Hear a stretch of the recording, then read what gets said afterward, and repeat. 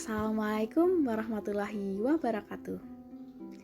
Halo semuanya, apa kabar?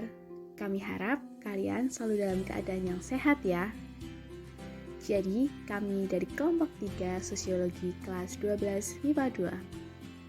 Pada kesempatan yang berbahagia kali ini, kami akan mempresentasikan mengenai pemberdayaan masyarakat dengan kearifan lokal. Sebelum lanjut ke materi, perkenalkan anggota kelompok 3. Selanjutnya, berikut pokok bahasan yang akan kita bahas nanti.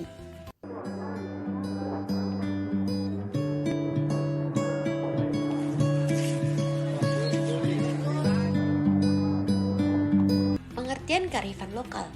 Kearifan lokal masyarakat merupakan hasil dari proses adaptasi turun-temurun dalam periode waktu yang sangat lama terhadap suatu lingkungan alam tempat mereka tinggal.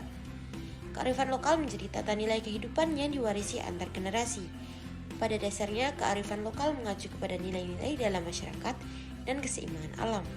Salah satu kearifan lokal yang akan kita bahas yakni makanan tradisional Growol yang berasal dari Kulon Progo.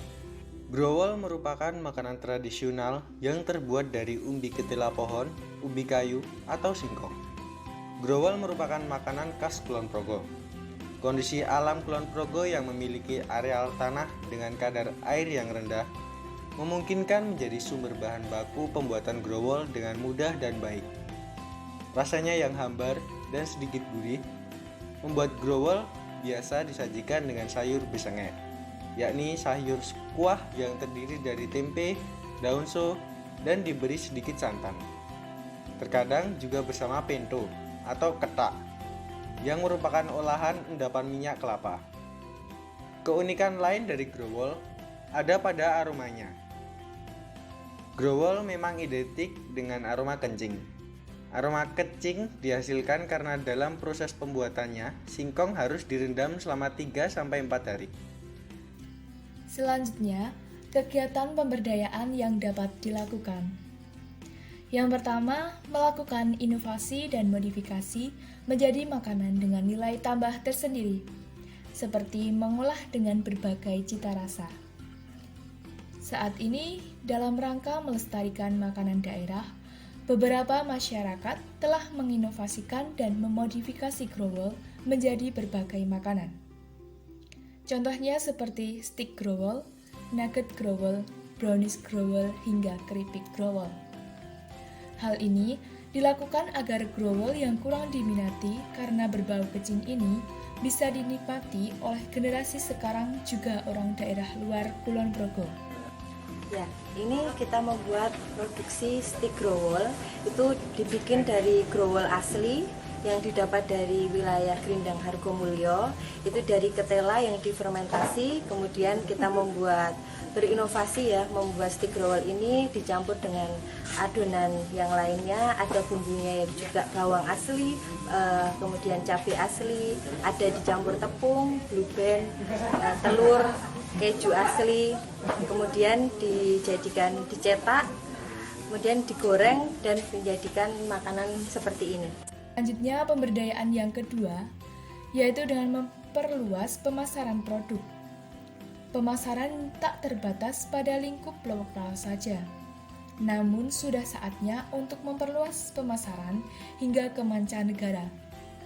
Pemasaran dapat dilakukan secara online melalui marketplace seperti Shopee, Lazada, TikTok Shop, dan GoFood, supaya dapat dijangkau lebih banyak orang. Kemudian yang ketiga yaitu melakukan penyuluhan yang dilakukan oleh tim pengertian. Maksudnya itu melakukan penyuluhan atau sosialisasi mengenai pentingnya pemberdayaan masyarakat tentang kearifan lokal. Seperti growol ini agar dapat lestari dan sekaligus mewujudkan pemberdayaan ini agar growol dapat berkembang dan lestari. Kemudian yang selanjutnya yaitu dampak pemberdayaan bagi masyarakat. Yang pertama yaitu membuka lapangan pekerjaan. Maksud dari membuka lapangan pekerjaan yaitu dampak dari pemberdayaan growol ini bisa memberikan dampak positif bagi masyarakat, yaitu menciptakan lapangan pekerjaan bagi masyarakat yang tadinya menganggur dan tidak memiliki pekerjaan. Masyarakat yang tidak memiliki pekerjaan bisa mendapatkan pekerjaan, misalnya karena di sekitarnya didirikan pabrik yang membutuhkan karyawan. Kemudian, dampak yang kedua adalah meningkatkan penghasilan masyarakat. Dengan adanya berbagai inovasi dan modifikasi, tentu saja akan menjadikan daya tarik masyarakat yang tinggi. Oleh karena itu, akibatnya akan memberikan keuntungan dari hasil penjualan produk tersebut. Hasil tersebut diharapkan dapat meningkatkan perekonomian masyarakat setempat menjadi lebih baik. Dampak yang ketiga yaitu memperkenalkan dan melestarikan makanan lokal. Tujuan dari berbagai pemberdayaan salah satunya yaitu bagaimana agar kearifan lokal itu tidak hilang. Oleh karena itu, produk growol ini harus diinovasi dan dimodifikasi menjadi makanan yang memiliki daya pikat yang menarik dan nikmat daripada growol biasanya yang masih kurang disukai oleh masyarakat. Dengan itu, pangan growol ini memang seharusnya kita lestarikan agar menjadi produk unggulan yang akan dikenal oleh masyarakat luas. Dampak yang terakhir adalah masyarakat menjadi suka dengan makanan lokal karena telah dimodifikasi dengan berbagai cita rasa. Growol yang biasanya disajikan dengan tempe atau tahu ataupun hanya disantap tanpa adanya lauk menjadikan keunikan growol menjadi kurang. Rasa growol yang hambar dan baunya kurang sedap itulah yang menjadikan growol kurang disukai oleh berbagai kalangan masyarakat. Oleh karena itu, perlu adanya modifikasi produk menjadi berbagai olahan yang pastinya akan menjadikan growol sebagai makanan yang enak dan banyak disukai oleh berbagai kalangan masyarakat. Itulah berbagai penjelasan tentang pemberdayaan masyarakat dengan kearifan lokal growol yang berasal dari Kulon Progo. Jadi, marilah kita lestarikan budaya lokal. Kalau bukan kita, siapa lagi? Terima kasih. Wassalamualaikum.